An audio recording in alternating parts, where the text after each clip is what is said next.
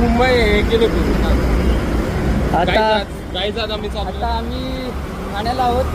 आपण बघू शकता खूपच गर्दी आहे आज रविवार असून सुद्धा. आणि ह्याच्यात एक चांगली गोष्ट अशी की आमचे जे मित्र आहेत जिवलग दी लेजंड ज्याला आम्ही बोलतो सचिन भासरे, हे त्यांच्या एक आयुष्याची सुरुवात करण्यासाठी गोप्रो घ्यायला चाललेले आहेत.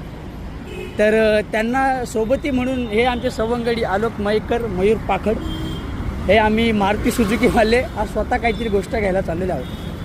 हे बघा, आयुष्यात आम्हाला काहीतरी मोठं करायचं आहे. हो, ज्याप्रमाणे आज मी सुद्धा एक नवीन सुरुवात केली. आम्ही लोकांचे व्हिडिओ नाही बघू शकत. बरोबर. आम्हाला स्वतःला काहीतरी स्वतःचा ब्रँड तयार करायचा. बरोबर आहे, बरोबर. त्यामुळे आम्ही चाललोय गोप्रो गाणं. हे मोठा ब्रिज पार करून आम्ही चाललोय. वलसा क्रोमा बघितला आणि विजय सेल्स मध्ये जाऊन आलो. त्यांना बोललो गोप्रो पाहिजे आम्हाला, ते बोलतो ओप्पो घ्या.